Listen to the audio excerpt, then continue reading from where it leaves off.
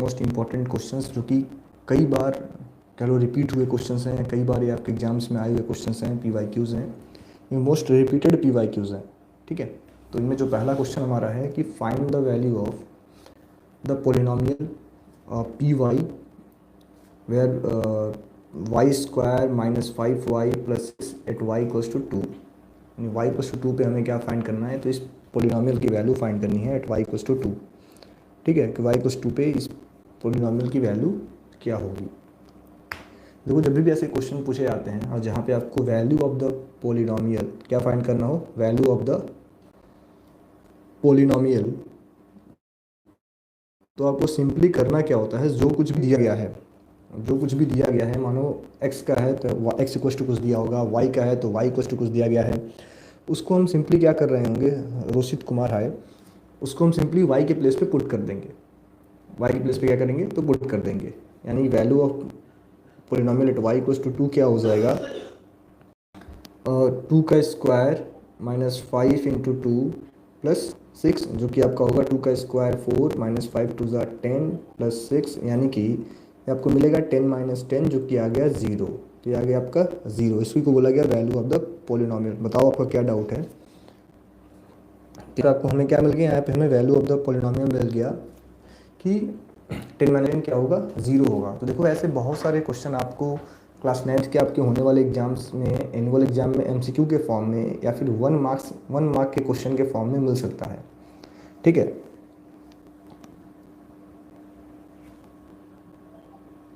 तो ऐसे बहुत सारे क्वेश्चंस आपको देखने को मिल सकते हैं। तो इन क्वेश्चंस का आप जरूर प्रैक्टिस करके जाएं। जहाँ भी आपको आपसे बोला जाए कि find the value of the polynomial, ऐसे क्वेश्चन आपको दिए जाएं, तो वहाँ पे आपको बहुत ज़्यादा कुछ करने की ज़रूरत नहीं है। जो भी y और या फिर x की वैल्यू दी गई है, उसको आप उस गिवन वेरिएबल के प्लेस पे पुट कर दो, आपका आंसर निकल के आ जाएगा। तो ऐसे क्वेश्चन आपसे कई बार आपके एग्जाम्स में पूछे जाते हैं।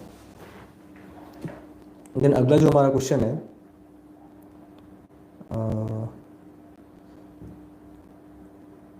हाँ, सभी सीबीएसई स्कूल के पेपर सेम ही होते हैं, उनमें मतलब फॉर्मेट आपका सेम होता है। सेम क्वेश्चन पेपर तो नहीं आएगा, बट फॉर्मेट आपका सेम आता है, सिलेबस सेम होता है, चाहे आप सीबीएसई किसी भी स्कूल में पढ़ाई कर रहे हो। ठीक है, देन अगला क्वेश्चन आपसे पूछा जा रहा है, question number 2, the curved surface area of a cylinder is 4620 centimetre square, find its radius if height is 35 centimetre. आपको रेडियस फाइंड करना है अगर हाइट आपको क्या दिया गया है, 35 सेंटीमीटर गिवन है। ठीक है, तो देखो कर्व सरफेस एरिया, जो भी ये आपके मेंसुरेशन वाले क्वेश्चन होते हैं, जो कि सरफेस एरिया एंड वॉल्यूम वाले क्वेश्चन हैं, अगर आपको फार्मूला सही से प्रिपेयर है तो इन क्वेश्चंस को आप बहुत ही इजीली सॉल्व कर पाओगे, क्योंकि ज़्यादातर क्वेश्चन आपके फार्मूला पे डिपेंडेंट आते हैं। अगर फार्मूले आपको पता है तो आप इजीली इनको सॉल्व कर लोगे, आप इजीली इनको कर जाओगे। ठीक है, तो यहाँ पे आपको क्या दिया गया कि find the value of the polynomial, sorry find its radius, क्या हमें दे रखा है, तो कर्व्ड सरफेस एरिया ऑफ,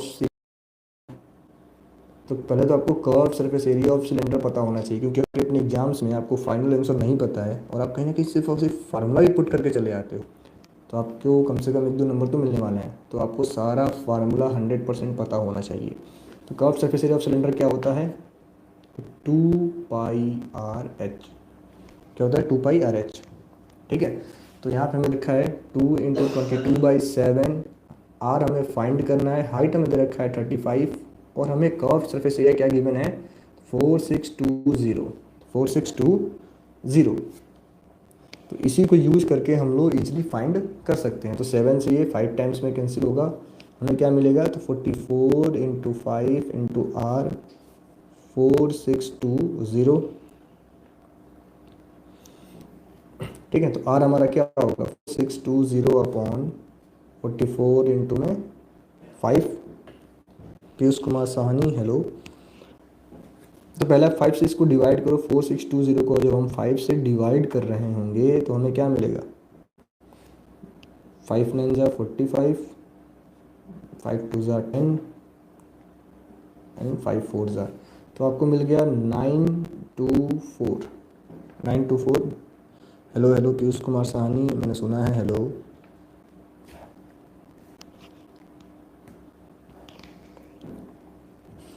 ठीक है, तो आर आपका कितना है, रेडियस कितना आ जाएगा 924/44। तो अगर हम दोनों को 4 से डिवाइड कर दें तो 4 2 जा 4 3 जा 4 1 जा बाई 11।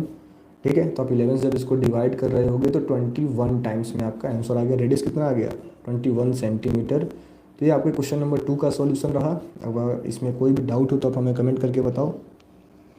कल आपको एसएसटी का वीडियो मिल जाएगा जिसमें आपको एसएसटी के टॉप मोस्ट इंपॉर्टेंट एमसीक्यू या फिर जो भी क्वेश्चन हैं आपको बता दिए जाएंगे। तो कल के डेट में आपको एसएसटी का वीडियो मेरे द्वारा प्रोवाइड कर दिया जाएगा। रोशित सर, चैप्टर 6 का क्वेश्चन में डाउट है, बताओ आप क्या डाउट है। बाकी हमारे इस चैनल पे आपको NCERT class 9 maths and science के क्वेश्चंस बताए गए हैं, उनको आप देख सकते हैं। ठीक है, तो देन अगला क्वेश्चन हमारा है क्वेश्चन नंबर 3 में। इसमें दे रखा है कि यूजिंग सुटेबल आइडेंटिटी। तो ये भी आपका एक्सरसाइज 2.5 एनसीईआरटी के क्वेश्चन है। ठीक है, कि यूजिंग सुटेबल आइडेंटिटी इवेलुएट। तो अगर किसी को ये आइडेंटिटी पता है तो बताए एक बार कि इसको सॉल्व करने का आइडेंटिटी क्या होता है। बोला गया ना कि यूजिंग सुटेबल आइडेंटिटी इवेलुएट, तो आखिर इसको हम कैसे इवेलुएट कर सकते हैं। तो देखो, एक आइडेंटिटी हमारे पास होती है कि a plus B plus C equals to 0। अगर कहीं 3 नंबर का सम करने पे 0 आ जाए, कहीं पे भी 3 नंबर्स का सम करने पे 0 आ जाए, तो तीनों का cube a cube plus B cube plus C cube क्या होता है, ये आपका तो 3 के इक्वल। कौन से क्वेश्चन में डाउट है आप बता दो। ये किसके इक्वल होगा 3abc।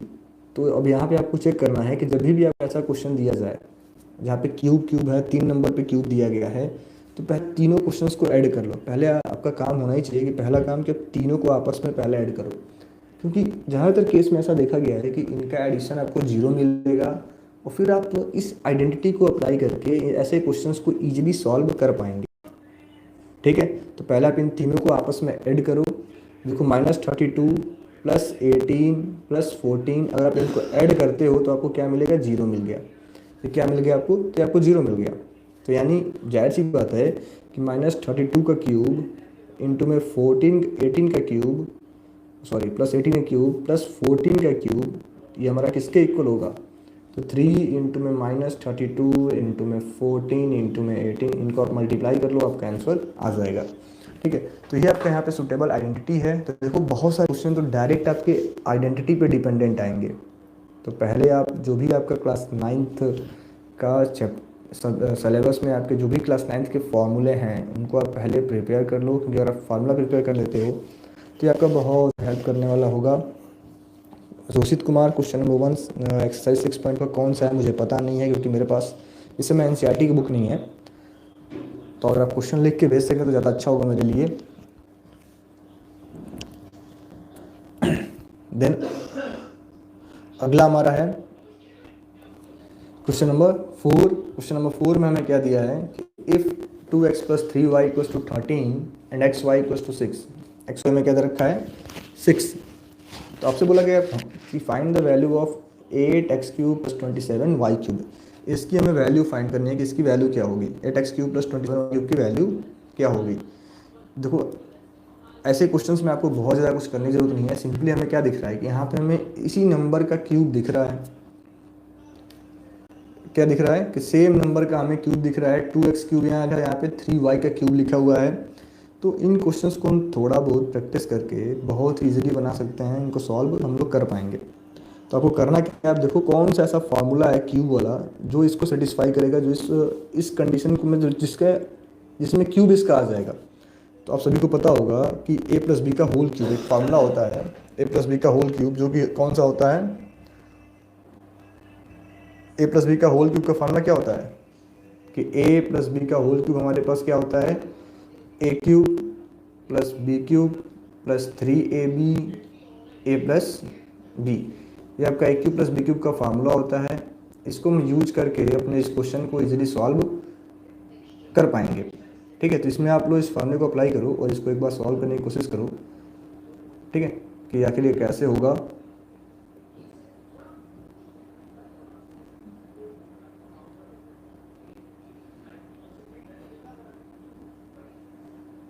ओके, बहुत जल्द आप लोग को एसएसटी मिल जाएगा। एसएसटी के वीडियो कल मैं प्रोवाइड कर दूंगा, जिसमें आपको एसएसटी के टॉप मोस्ट इंपॉर्टेंट क्वेश्चंस बताए जाएंगे जो आप सभी को का बहुत ज़्यादा हेल्प करेंगे, ठीक है, आपके एनुअल एग्जाम्स में। तो देखो यहाँ पे हम क्या करेंगे, हमें सिंपली दे रखा है 2x + 3y इक्वल्स टू में 13। तो हम क्या करेंगे, क्यूबिंग बोथ साइड, क्या करने वाले हैं, क्यूबिंग बोथ साइड। तो 3x + 3y का होल क्यूब इस साइड भी और इस साइड भी हम क्यूब कर देंगे। तो हमें क्या मिल जाएगा, देखो जब आप क्यूब का एक्सपेंशन लिखोगे तो आपको क्या मिलेगा, ये 8x³ + 27y³ + 3 इंटू में 2x इंटू 3y इंटू में आपको क्या मिलेगा, मैं इसको नीचे लिखता हूँ सही रहेगा।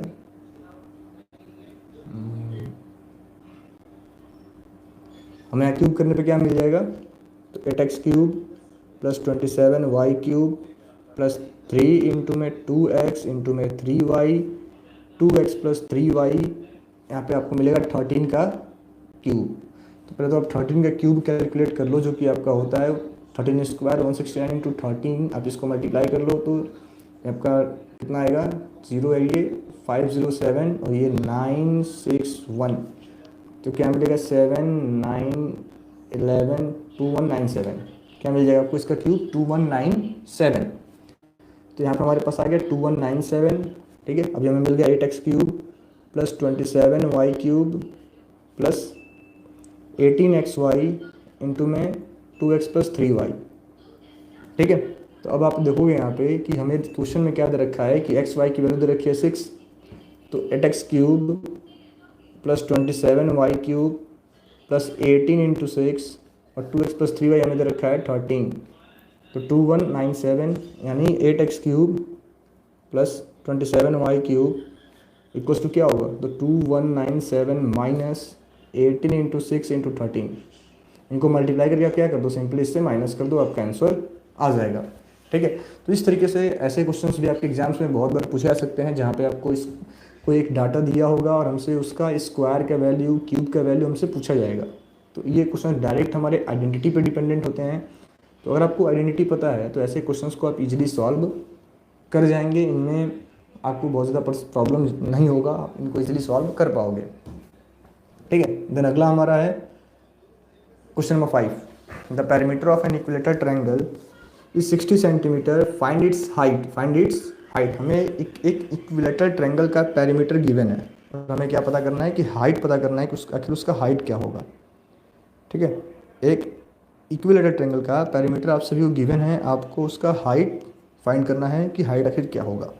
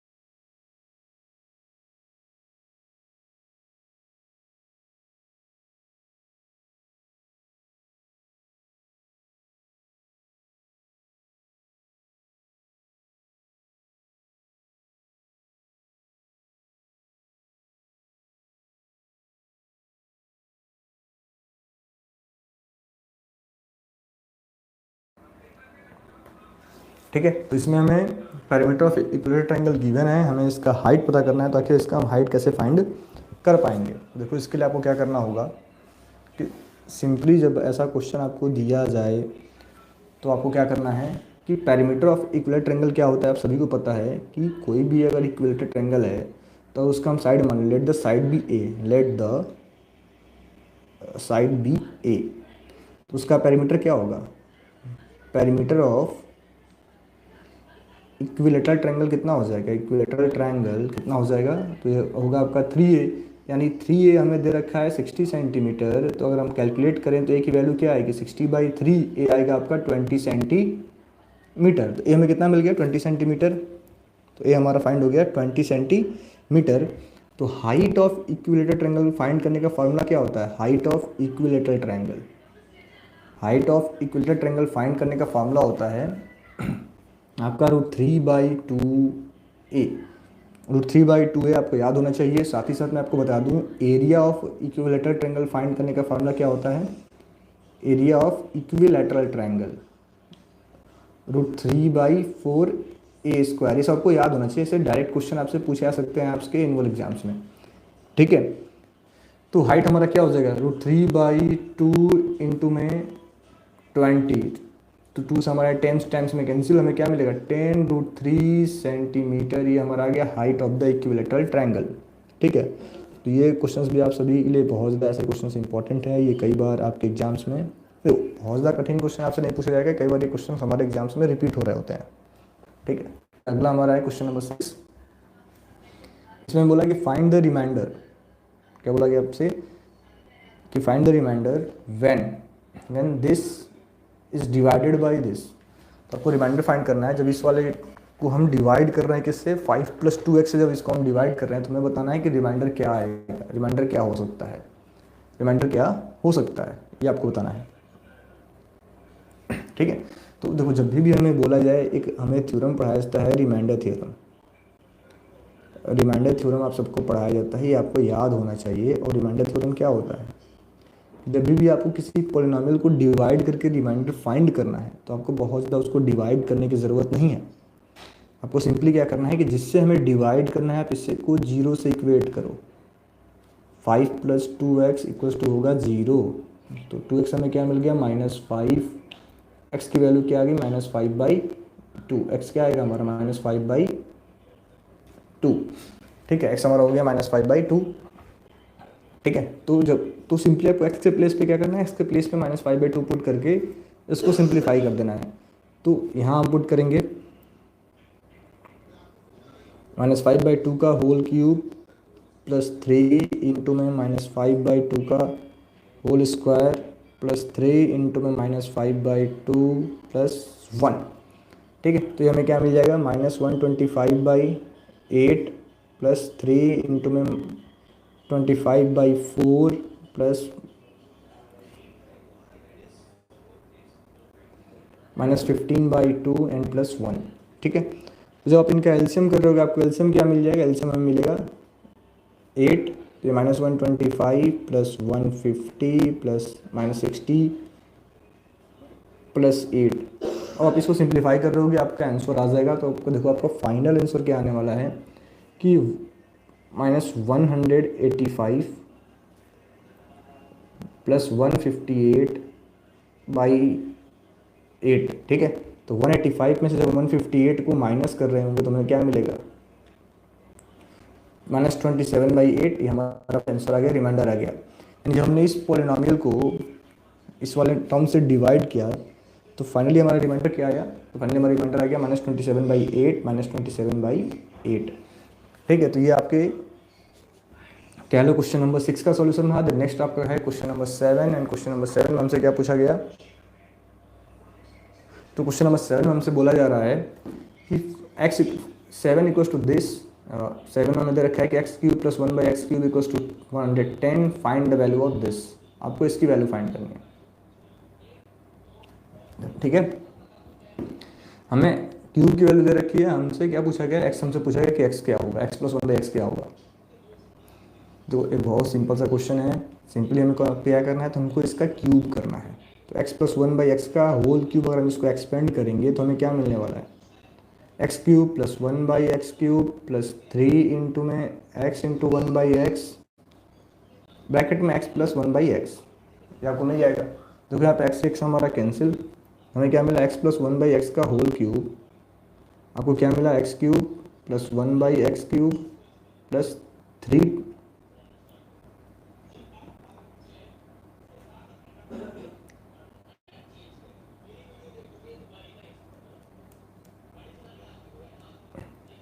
प्लस 3 टाइम्स x + 1/x,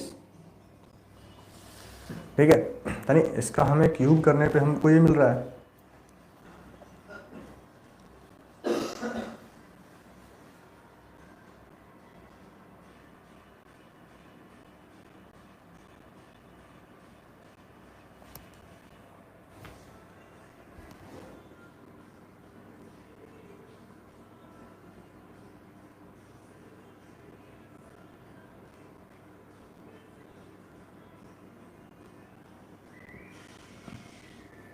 ठीक है, तो इसको हम कैसे कर पाएंगे, बस इसके आगे आप इसको सॉल्व करेंगे, आपका आंसर आ जाएगा।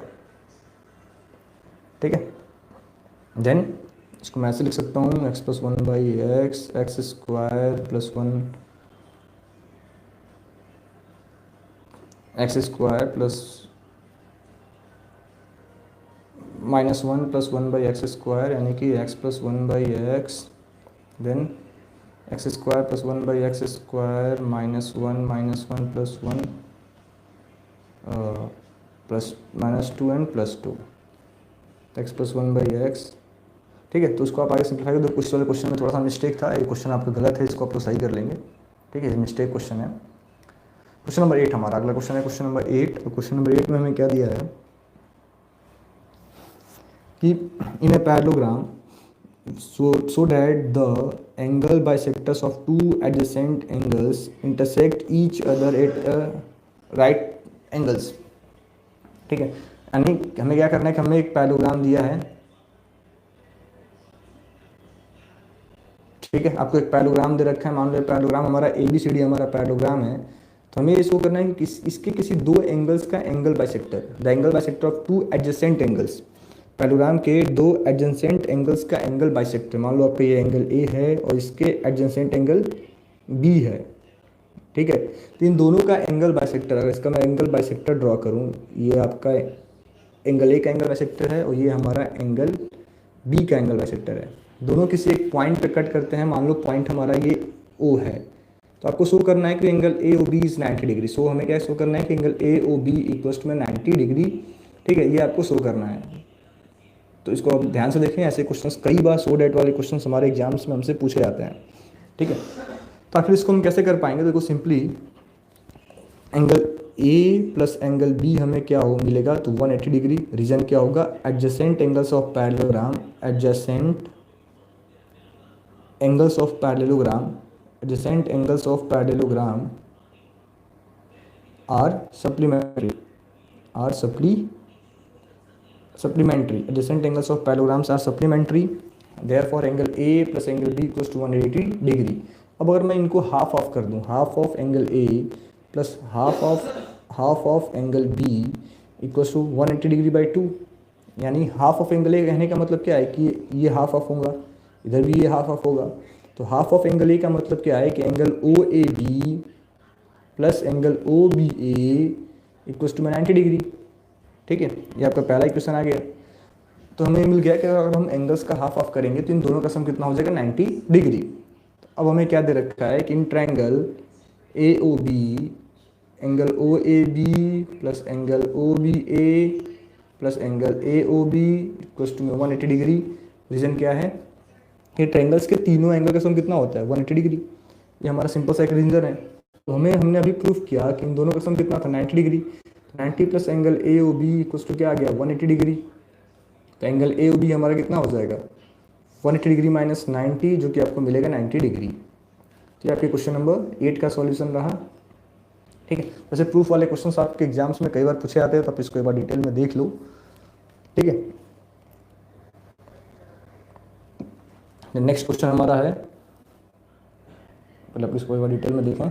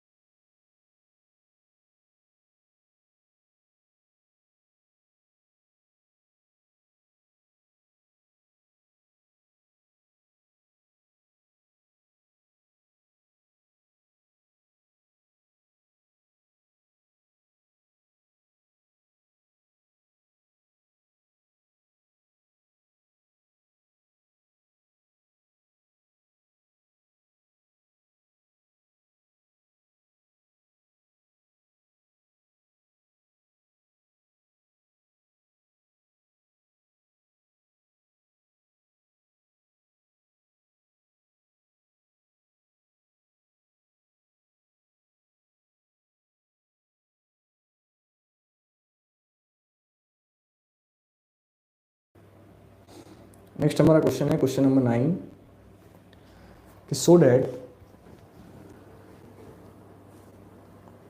क्वेश्चन नंबर 9 है हमारा,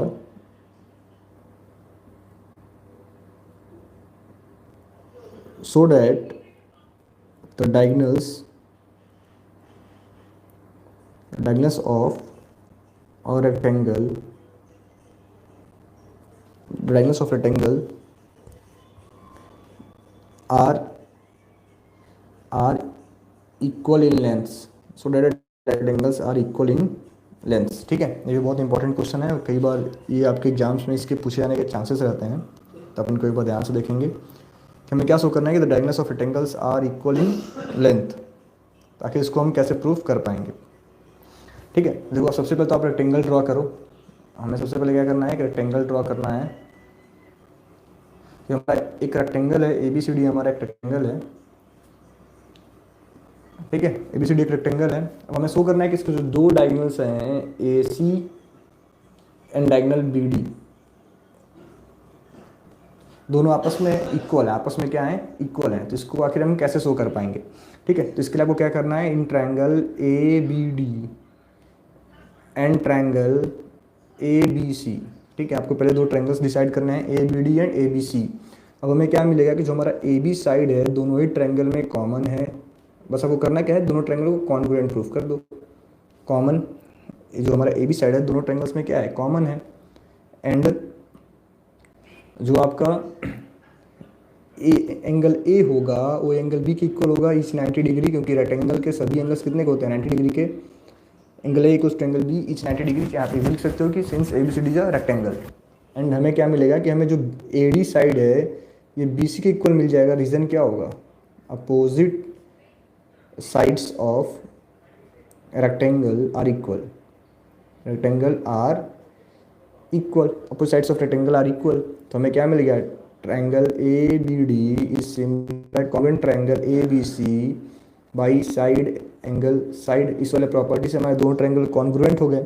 जब भी आपको पता है कि जब भी दो ट्रायंगल्स कॉन्ग्रुएंट होते हैं उनके कोरेस्पॉन्डिंग पार्ट्स क्या होते हैं, आपस में इक्वल होते हैं। यानी हम कह सकते हैं कि हमारा जो साइड ए सी है, हमारा जो साइड बी डी है किसके इक्वल होगा, ए सी के by C P C T. C P C T corresponding parts of congruent triangle. ठीक है, तो ये हमारा प्रूव्ड हो गया कि जो रेक्टेंगल होता है उसका डायगोनल्स क्या होते हैं, इक्वल होते हैं। इसको हमको इस तरीके से इसको प्रूव करना था। ठीक है, देन अगला क्वेश्चन आपका है कि अगला क्वेश्चन हमारा ये है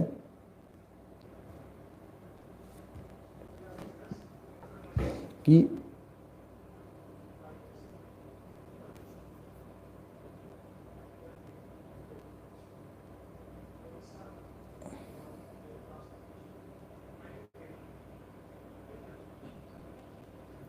अगला क्वेश्चन हमारा है कि इफ, क्वेश्चन नंबर 10 कि if x plus four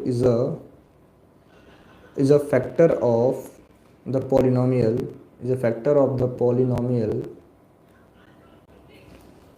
x cube minus x square minus 14x plus 24, find its other factors. ठीक है, तो आखिर इसको हम कैसे कर पाएंगे। ठीक है, देखो कई बार हमें जब भी ऐसे क्वेश्चंस दिए जाते हैं तो हमें सिंपली करना क्या होता है, क्योंकि मैंने बता रखा है कि इसके फैक्टर्स हैं। तो फैक्टर होने का मतलब क्या है कि अगर फैक्टर होगा,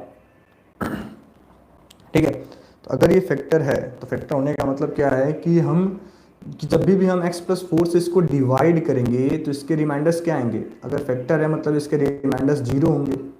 इसके रिमाइंडर्स क्या होंगे, तो जीरो होंगे। तो रिमाइंडर अगर जीरो है तो उसको हम कैसे फाइंड कर पाएंगे, क्योंकि अगर इसका फैक्टर है मतलब रिमाइंडर जीरो आएगा। तो हमें करना क्या है, सिंपली कि जहाँ जहाँ x दे रखा है क्वेश्चन में वहाँ x के प्लेस पे क्या पुट कर देना है, -4, और आंसर क्या आना चाहिए, जीरो आना चाहिए। हम लिखेंगे since x plus 4 is the factor of x cube minus x square minus 14x plus 24, then f -4 equals to होगा 0। तो जहाँ जहाँ क्वेश्चन में x है वहाँ क्या पुट करो, -4। तो आपको क्या मिलेगा, -4 का क्यूब -4 का square 14 into -4 plus 24 equals to में 0, यानी -64 -16 प्लस 68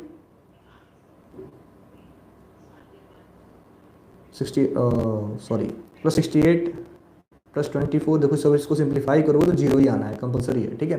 अब हमें अदर फैक्टर फाइंड करना है, तो हमें सिंपली करना क्या होगा कि x cube minus x square minus 14x plus 24 को, देखो ये चेक करने के बाद आपको कोई ज़रूरत नहीं है क्योंकि आपको बोल रखा है फैक्टर है, बस मैंने बता दिया कि अगर फैक्टर बोले तो हम इसको ऐसे चेक करते हैं जब रिमाइंडर जीरो आना चाहिए, बट हमें दे रखा है कि फैक्टर है तो हमें बहुत ज़्यादा चेक करने की ज़रूरत नहीं है। हम सिंपली क्या करेंगे, अदर फैक्टर्स के लिए हम x+4 से इसको डिवाइड कर रहे होंगे, इसको क्या कर रहे होंगे, डिवाइड।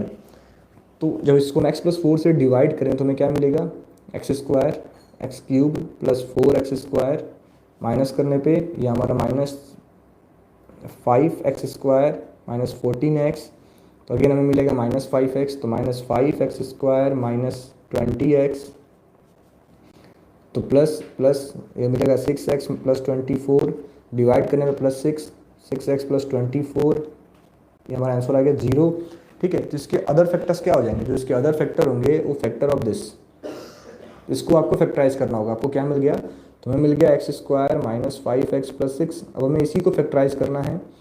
अगर इसके अदर फैक्टर्स फाइंड करना है तो हमें सिंपली क्या करना पड़ेगा, तो इसका हमें फैक्टर करना होगा। तो इसका हम फैक्टर कैसे कर पाएंगे, तो हम इसको ऐसे स्प्लिट कर सकते हैं। अब यहाँ पे हम x कॉमन लें, यहाँ पे 3 कॉमन ले लें, तो x माइनस 2, यहाँ -3 कॉमन लें, x माइनस 2, तो x minus 3 and x minus 2, इसके अदर फैक्टर्स आ गए। तो ये मैंने टॉप 10 इंपॉर्टेंट क्वेश्चन आपके साथ डिस्कस किए हैं, तो इस वीडियो को आप एंड तक देखो, और आपने अभी आपको वीडियो मिला है तो आप इसको दोबारा एक बार रिपीट करके देख सकते हो। Thank you.